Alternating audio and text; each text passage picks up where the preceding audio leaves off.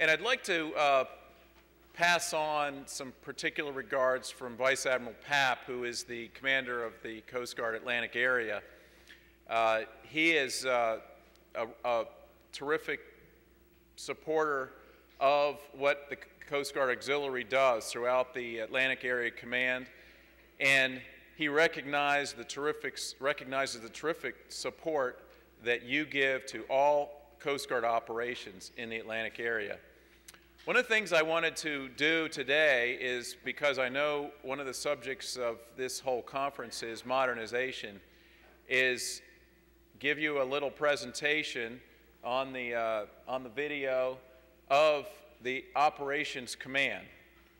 And it's just about a minute long, goes real quickly, but I think it'll give you a flavor of what I do in my new position on a almost minute-to-minute basis.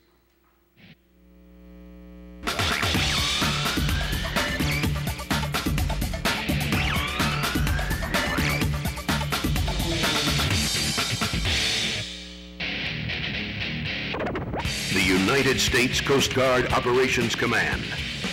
Our mission: to execute the Coast Guard strategy for maritime safety, security, and stewardship in order to safeguard the nation against all threats, hazards, and challenges in the maritime domain. Our vision: to attain and sustain superior mission execution across all 11 Coast Guard missions.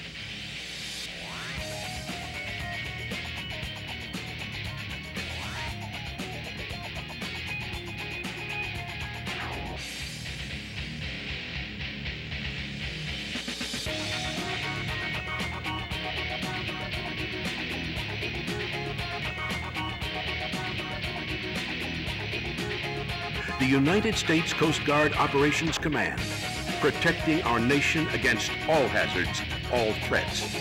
Semper Paratus, always ready.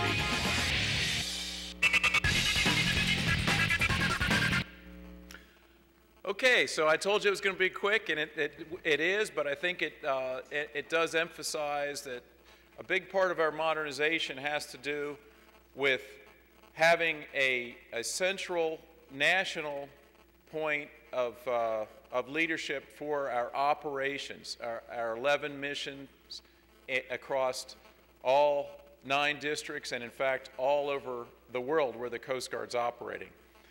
Now, right this minute, we haven't actually modernized to the full Operations Command, but we've transformed the old Atlantic area into an Atlantic-size Operations Command. And let me just describe in a couple of terms here the breadth and depth of just that portion of the Coast Guard. And it really is half the world, but more than half of the Coast Guard. It's every Coast Guard command east of the Rockies, and includes 5 of the 9 Coast Guard districts. As I said, it includes all 9 missions, and of course D9 is one of those 5. It encompasses 2/3 of the Coast Guard's cutters and aircraft and deployable forces, such as the port security units and the marine safety and security teams and the strike teams. We have overseas units such as Activities Europe, which manages all of the port security assessment activities, as well as marine safety inspection activities for Europe and Africa and the Middle East. We have Patrol Forces Southwest Asia, which is located in Bahrain, and as many of you know, we've got 6 Coast Guard patrol boats operating there all the time. And then we have a variety of ongoing operations depending on what the needs are in different parts of the world. For example, the Coast Guard Cutter Laguerre is operating off the coast of Africa now, working with the new AFRICOM combatant commander. And we have usually 4 or 5 cutters working for the Southcom commander under the tactical control of the Joint Interagency Task Force South, doing drug interdiction in both the Caribbean and the Eastern Pacific. So even just the Atlantic area portion of OPCOM, this is a huge undertaking to be the director of Coast Guard operations. And one of the things that I think we're going to find that's most important is that we depend on the Coast Guard Auxiliary to assist us in a important cross-section of those missions that we do in our region. One of the things that I've been working on with the staff there and with the districts that we are in contact with each day, and with the cutters and the air stations, is that the emphasis needs to be on our leadership as an organization. The services that we provide are critical to maintaining America's really predominance in the maritime in the world. And certainly it's the services and the leadership that allows us to accomplish our missions here domestically.